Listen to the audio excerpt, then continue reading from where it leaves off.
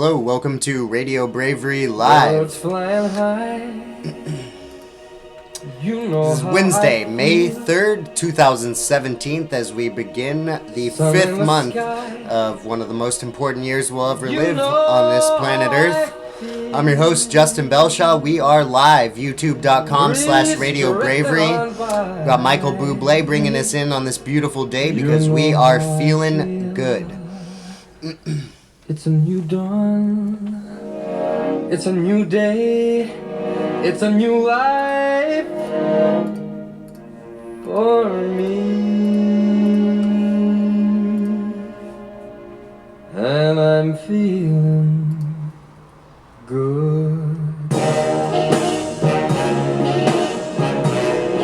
I'm feeling good.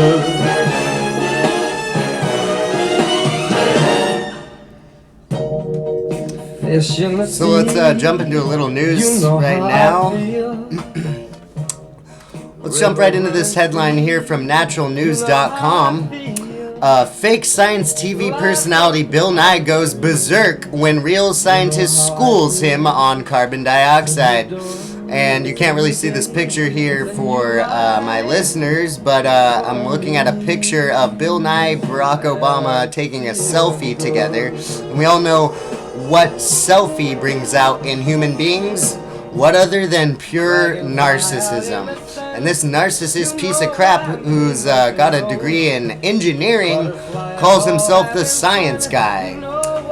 In case you still thought the TV personality Bill Nye was a real science guy, this ought to disabuse you on that belief. In a recent interview with uber left-wing CNN, where kooks and crackpots like Nye are made to feel right at home, the mechanical engineer had a hissy fit when someone with legitimate brain power and knowledge challenged his Marxist orthodoxy regarding so-called human-caused climate change / global warming. As reported by The Blaze, Nye, who gained notoriety during the 1990s with a kids' science program, has since become a full-blown, dyed-in-the-wool convert to Church of Global Warming hoaxism.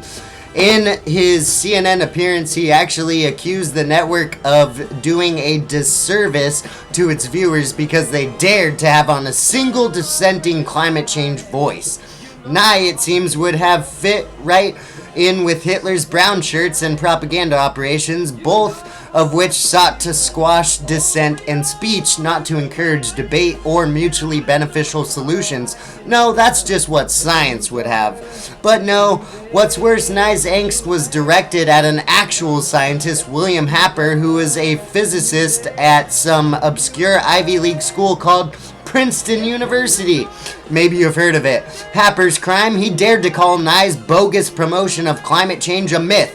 Quote, there's this myth that's developed around carbon dioxide that it's a pollutant, but you and I both exhale carbon dioxide with every breath, Happer, who advised President Donald J. Trump on issues dealing with the climate, said during an interview, quote, each of us emits about 2 pounds of carbon dioxide per day.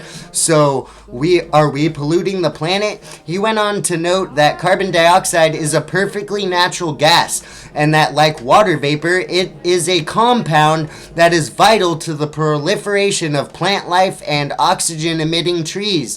If carbon dioxide goes away, like Nye and his fellow global warming hoaxers say, then they, and the rest of us will all die with the planet. Plants grow better with more carbon dioxide, and you can see the greening of the earth already from additional carbon dioxide in the atmosphere, Happer, the real scientist, noted. But Nye, the expert, countered by saying that the physicist he was debating did not get that the rate of speed of carbon dioxide introduction into the atmosphere was the real issue. Then he denigrated the network for daring to have this guy Happer on in the first place. You can just see Bill Nye shut down in this by a real scientist with real points and real evidence. They don't want you to see that. Here's another one from naturalnews.com. I'm not sure if they're starting another news organization here. Newstarget.com. Looks like maybe they might be changing over to a new name. This is from naturalnews.com. secrecy, Georgia now copywriting state laws to prevent people from reading all the details.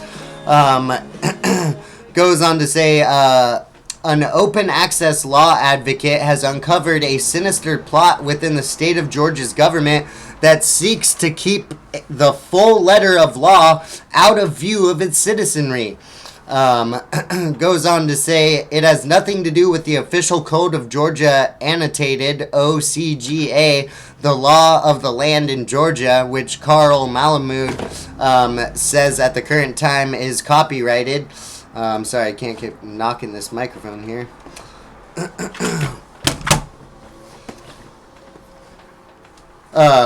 Anyhow, moving forward, but yeah, it goes on to say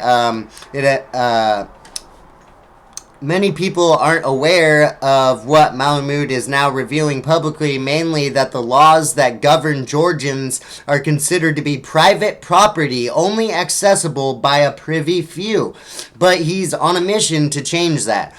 So, Malamud has sued the Georgia government, told that distributing Georgia law is now illegal. According to reports, Malamud recently shelled out $1,207.02 necessary to access the full copyrighted Georgia law from its contracted publisher, LexisNexis, and proceeded to distribute it to the appropriate parties. Because he's from out of state, the cost for obtaining these records is much higher than what Georgians would have to pay, which is still costly at a price of $385.94 for a printed set of one of Georgia's laws. They are trying to make you have to pay to look at the laws, okay? This is absurd.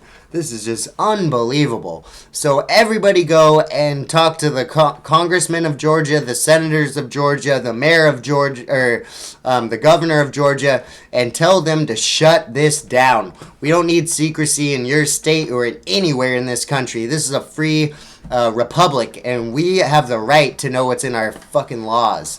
Moving forward, I'm an ex-Facebook executive. Don't believe what they tell you about ads. This is from the London Guardian. For 2 years now, I was charged with turning Facebook data into money by any legal means. If you browse the internet or buy items in physical stores, and then see ads related to those purchases on Facebook, blame me. I helped create the first versions of that way back in 2012. Goes on to say the ethics of Facebook's micro-targeted advertising was thrust into the spotlight this week by a report out of Australia. The article, based on a leaked presentation, said that Facebook was able to identify teenagers at their most vulnerable, including when they feel insecure, worthless, defeated, or stressed. So yeah, that's who Mark piece of shit Zuckerberg is targeting. Your teenage children when they're feeling insecure, worthless, defeated, or stressed. Facebook claimed the report was misleading, assuring the public that the company does not offer tools to target people based on their emotional state. If the intention of Facebook's public relations spin is to give the impression that such targeting is not even possible on their platform, I'm here to tell you I believe they're lying through their fucking teeth. That's what the executive from Facebook says. So yes, they are targeting you through your emotions, through look at all the technology that Facebook's using, like facial recognition and things like that. Let's look at this one. Another piece of censorship news.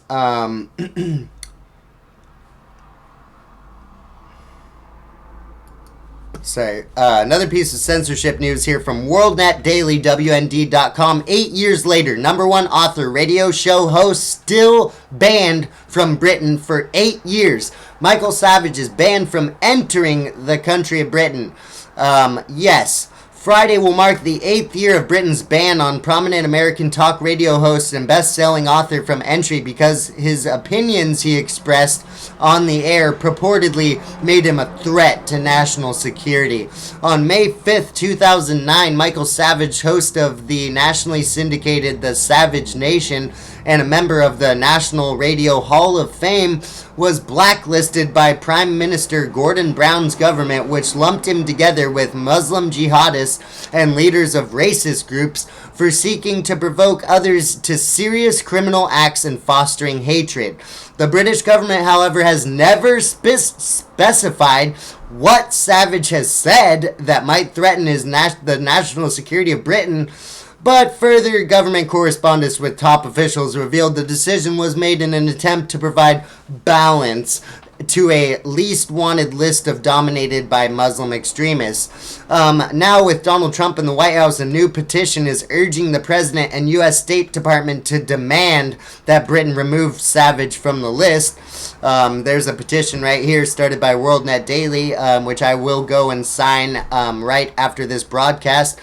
You can look up that petition. Sign the petition here urging President Trump and the State Department to demand Britain lift its ban on Michael Savage.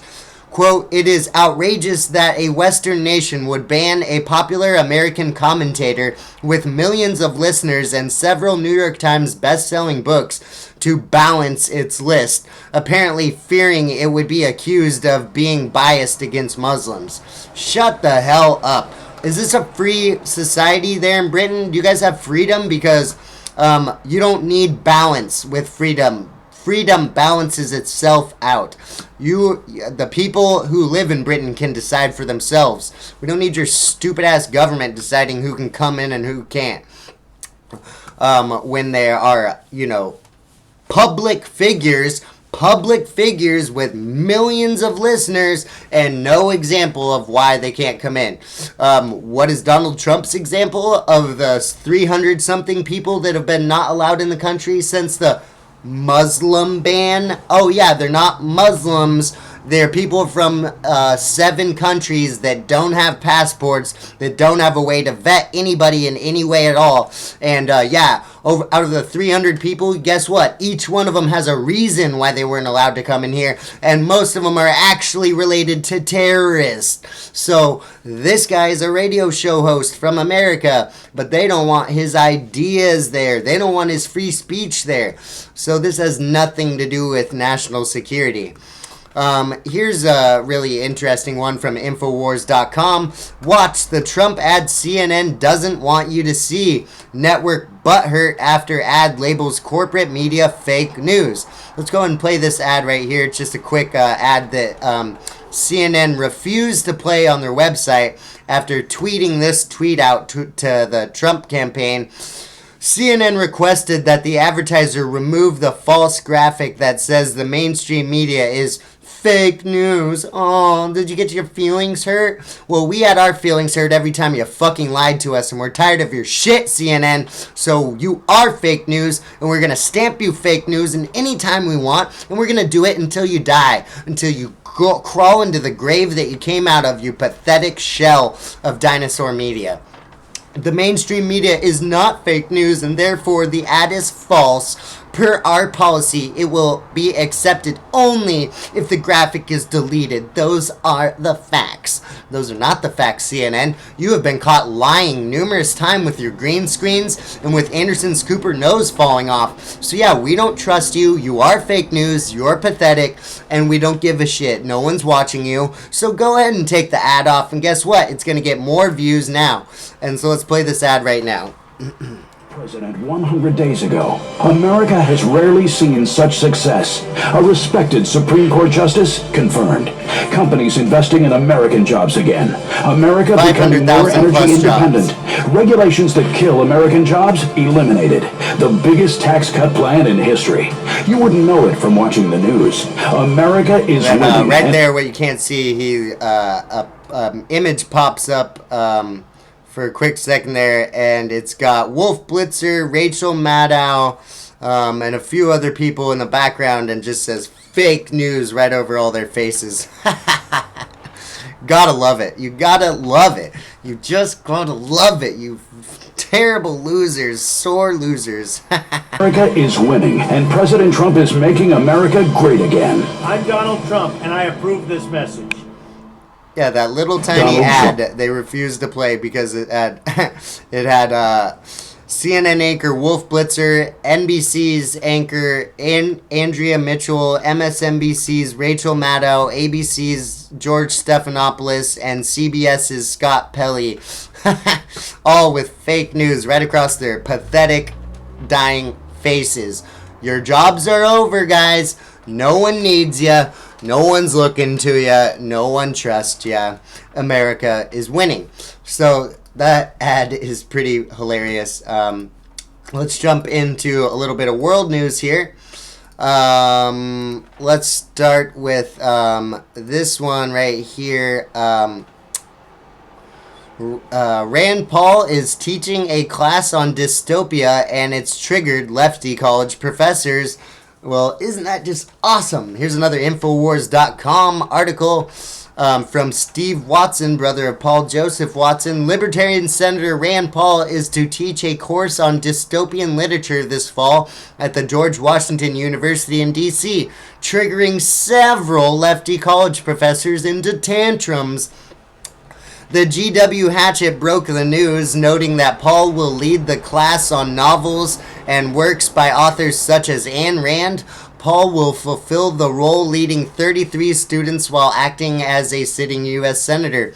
Paul has previously spoken on his desire to take on such course, telling Vice in 2013, "I think dystopian novels are a discussion of politics and sort of what happens if you let the government accumulate too much power. New presidents or kings think that they're too good and smart to abuse their power," Paul said at the time, adding, "It's like when Madison said, if government were comprised of angels, we wouldn't have to worry about how much power we give to the government." While the course filled up immediately, and G.W.U. Dean, the George Washington University Dean of the Columbian College of Arts and Sciences, described the prospect of Paul as an engaging backdrop for our students. Quote, "I think teaching something on dystopian history or dystopian vision and dystopian novels seems to be a thinly disguised political ideology course masquerading as intellectual inquiry," said Elizabeth Anker, an associate professor of American Studies and Political Science. Oh my God. Don't want people learning things that you don't want them to learn. Anker also complained that the investment in having Rand Paul to brand the university really comes at the expense of the reputation of the school in terms of the intellectual offerings and the type of education we provide to our students. Oh, so you're saying that it's bad for your school, that your reputation's in jeopardy to have a libertarian constitutionalist, one of the best, most intellectual, articulate senators in the Senate today, or to ever grace our Senate? You think that your reputation is going to be threatened by Rand Paul?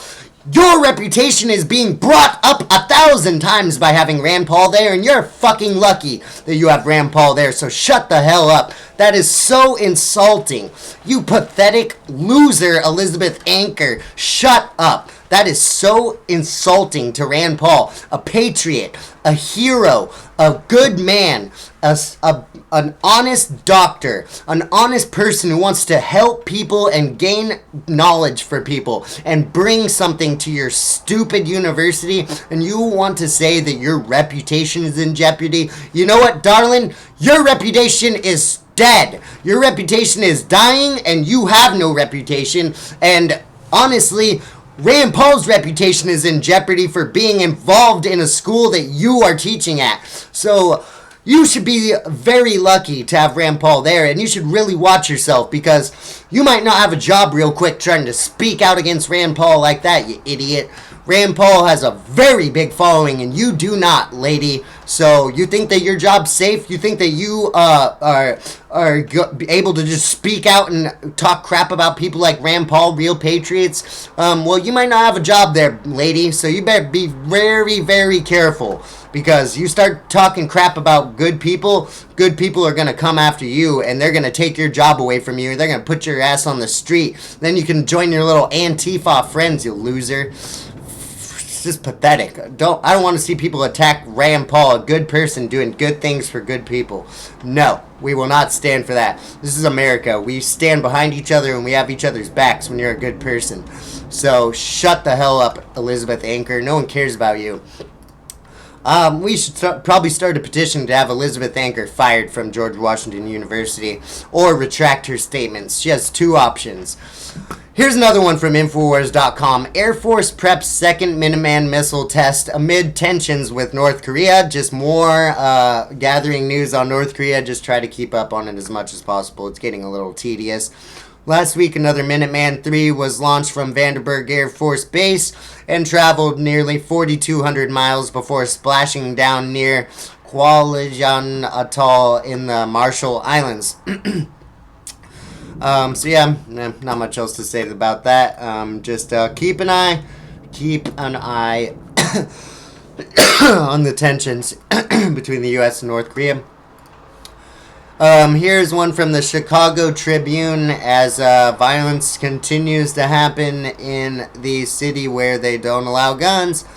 3 in custody, others sought after 2 police officers shot in back of yards. These 2 police officers were shot while sitting in their squad car. Once again, just being human beings, living their life, working a job. But yeah, indiscriminately began firing at the police officers while they're in their vehicles. More violence in Chicago. Don't protect yourself. Don't learn how to use a weapon. That is not the answer. Now let's jump into some more failure news since we just got off of CNN and fake lame media. Here's one from Breitbart.com that is just makes me smile. Let's look at this right here. From Breitbart.com, massive ESPN financial subscriber losses drag down Disney's first quarter sales. Aw, man. A year that saw arguably the 5 greatest championship game performances of all time should have helped right the ship for CNN. But at the very least, stop the trend of massive subscriber losses, which have plagued the Bristol-based sports giants for the last years. Looks like their peak of subscribers was at 100.1 million in 2011, and that has dipped 49%. Looks like down to 88 million. In 2016, and just dipping, losing subscribers, losing viewers, and now come the layoffs. Here's the New York Times, ESPN layoffs. The struggling industry giant sheds on-air talent. And you might be asking yourself, why is ESPN collapsing from the inside out? Why is ESPN just a shell of a failure? Well, it comes from this article from Breitbart.com. ESPN's Michael Smith. If you are a city in America, you are a racist city. ESPN, you really need to stop talking about politics right now. You are burying yourself, and your subscribers don't want to hear about your fucking political stances. They want to hear about sports, and that's it. But you got dumbass Michael Smith over here, a real race baiter, a real racist, saying things like, every city in America is racist. If you're a city in America, you're a racist city. Well, Michael Smith, why do you think people aren't fucking watching you? Because you make gigantic statements, blanket statements, calling your viewers racists. You racist. ESPN's Sports Channel 6, what is this, the ESPN The Ocho or something? Yeah, ESPN 6 co-host Michael Smith had a strong reaction Tuesday to a group of Boston Red Sox fans using racial slurs towards Baltimore Orioles center fielder Adam Jones Monday night. Again, these are racist people exist. Yes, racist people do make racial slurs. You can't blame the team. You can't blame the city. You can't blame the country. You can blame the racist. You can blame the one person who used racist words to say a racist thing. That is the person. You can't blame white people. You can't blame the city. You can't blame the team. That is ignorant. That is racist. That is race baiting. That's when they try to bait you into divide and conquer. They're all racist. They're all racist. You're all racist. We're all racist. No. No. People do and say racist things. We're not inherently racist and we just have racism. We gotta just get the fuck out. No. I don't have that in me. I don't just sit there and just dwell on it. It's just ready to seep out my racism. No. So it goes on to say, yeah, this guy basically says, if you're a racist city in America, or if you're a city in America, you're a racist city. Michael Smith, you're a dumbass. That's why you're losing viewers, you're losing subscribers. No one wants to listen to your racist remarks. Shut the fuck up.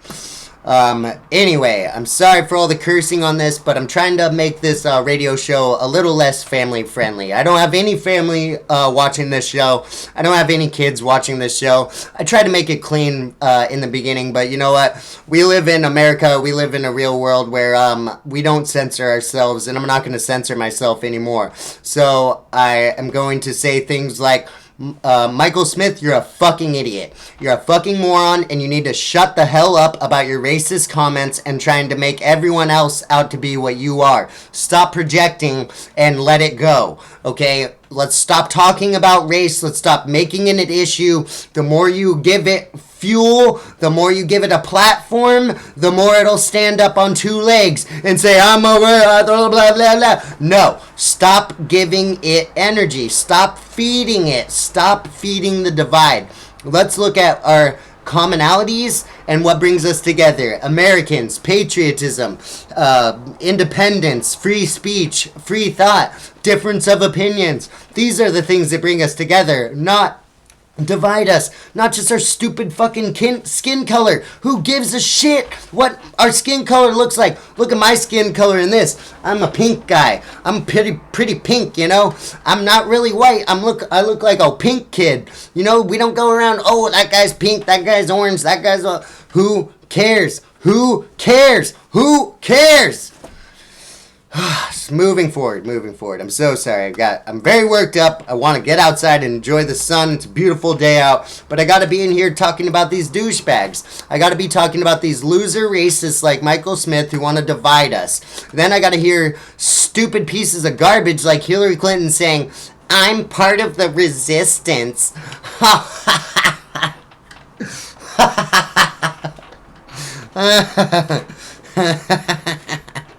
Hillary Clinton, you are a lying bitch, and you are not part of any resistance unless you're resisting independence, unless you're resisting the republic, unless you're resisting freedom, unless you're resisting people uniting, then I might believe you're the resistance. But in that case, we are the resistance, not you, you Trojan horse liar. Hillary said on CNN, I can't be anything other than who I am, and I've spent decades learning about what it would be to move our country forward, including people who clearly didn't vote for me, to try to make sure. Oh, you mean the deplorables? The deplorables? The ones that didn't vote for you who are deplorable? Yeah, I bet you love them. I bet you just really respect them. To try to make sure that we dealt with a lot of these hard issues that are right around the corner, like robotics, artificial intelligence, and things that are really going on to be updating the economy for a vast majority of Americans, to say nothing of the rest of the world. So now I'm back, and being an activist citizen and part of the resistance.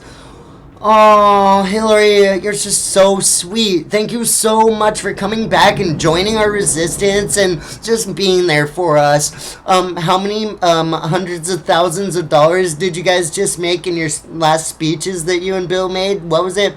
100,000, 102,000, something like that. Yeah. Yeah, well, why don't you help by giving that money back to people who need it? Why don't you help by returning the children that you kidnapped out of Haiti with Laura Silsby? Why don't you apologize for getting Laura Silsby off for kidnapping all those children?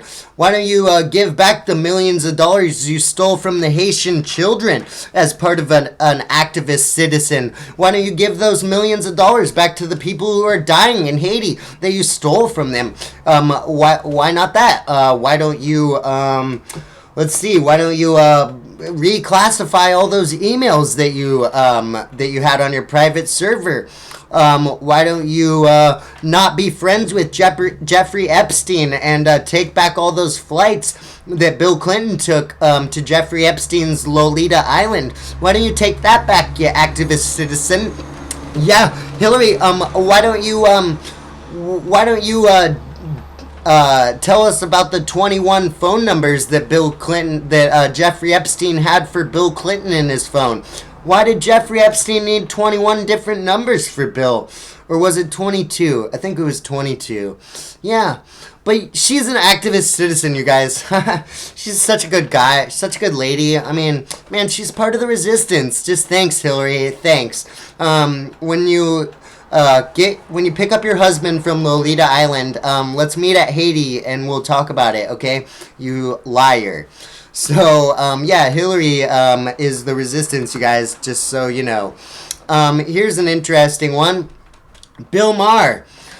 Misogyny did hurt Hillary. Pakistan has had a woman leader, but not the United States.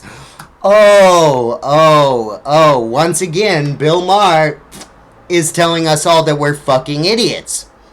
Well, thanks, Bill Maher. I thought that Americans voted for Trump. I thought that we didn't want Hillary's dumb ass in office. I thought that we lived in a free country. I thought we were a republic. I thought we were a United States republic, or if you want to call it even a democracy, sure. I thought that we voted for our leader. Oh no, I'm such an idiot. Silly me. Bill Maher told me it was misogyny. That's right. I totally forgot. I'm a misogynist, and that's why Hillary didn't get elected. Oh, yeah, I totally forgot. Thanks, Bill Maher.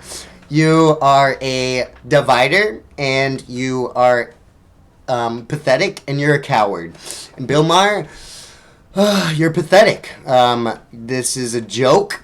I can't believe that you still think that you are going to continue to have viewers and ratings and a show with outlandish statements like this about patriots and about our country. Misogyny did not hurt Hillary Clinton, folks. Hillary Clinton hurt Hillary Clinton. And if misogyny did hurt Hillary Clinton, then it's on Bill Clinton and no one else. Lolita Island, 22 phone numbers for Bill Clinton. For Jeffrey Epstein, 22 phone numbers. Numerous trips to Lolita Island. Laura Silsby caught kidnapping 30 children out of Haiti, 32 children out of Haiti. Bill Clinton intervened on her behalf. Is there enough said? Do I need to say more? Do I need to say more? Bill Clinton is a rapist. Bill Clinton is a rapist. And he has settled over 9 cases in court over his rapes, and misogyny is on him, and that is the only way that it affected Hillary Clinton's campaign. I feel exhausted already. I know it's been a short show. Thank you so much for joining me on this short show. Looks like we are 33 minutes in.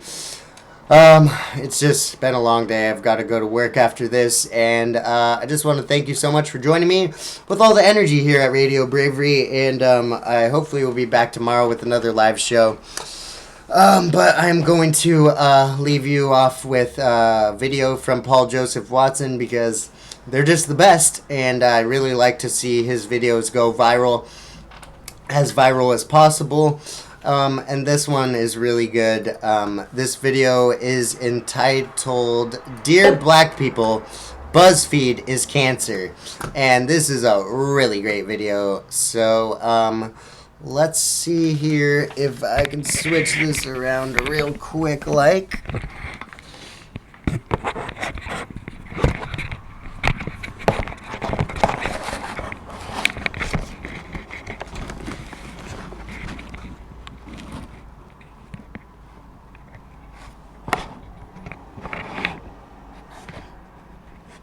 Alright, so this is Radio Bravery Live. The websites are youtube.com/RadioBravery, facebook.com/RadioBravery, twitter.com/RadioBravery, and of course radiobravery.wixsite.com/news. Thank you so much for joining me. This is Dear Black People, BuzzFeed is Cancer by Paul Joseph Watson from Infowars.com.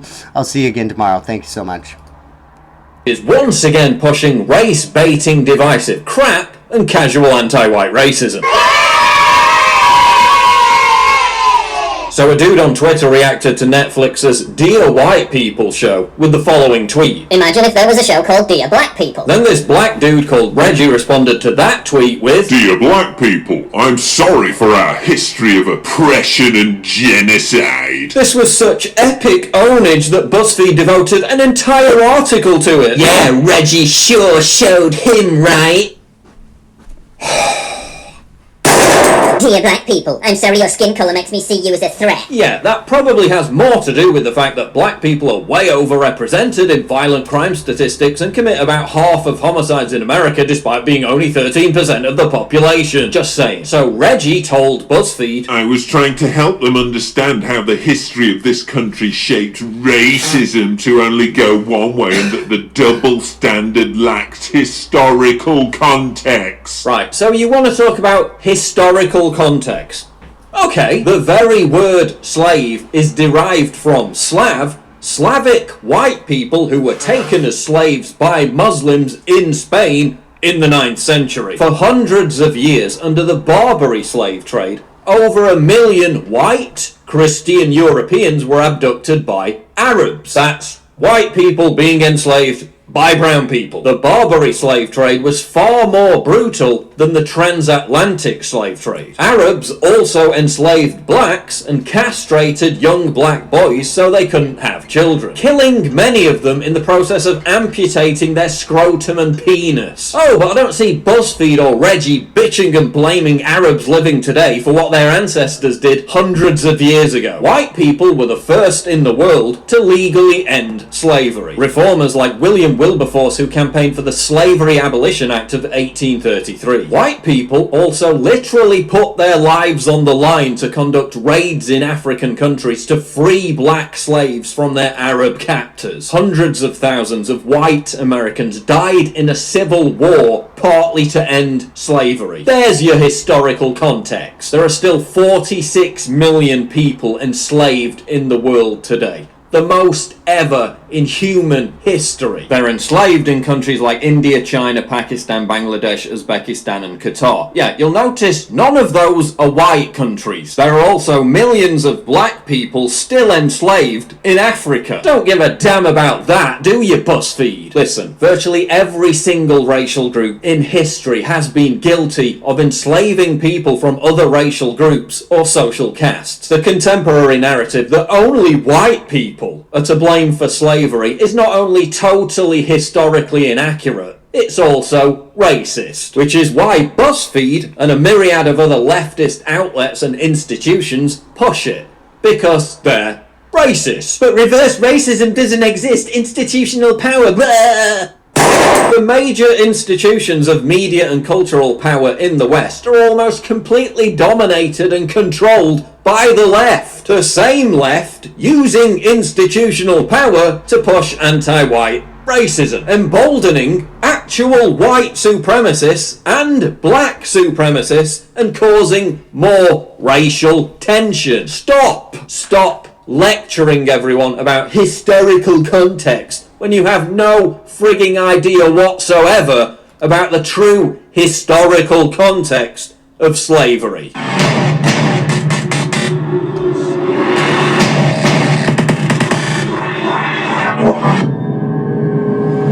What could be more triggering to libtards than my face and this slogan?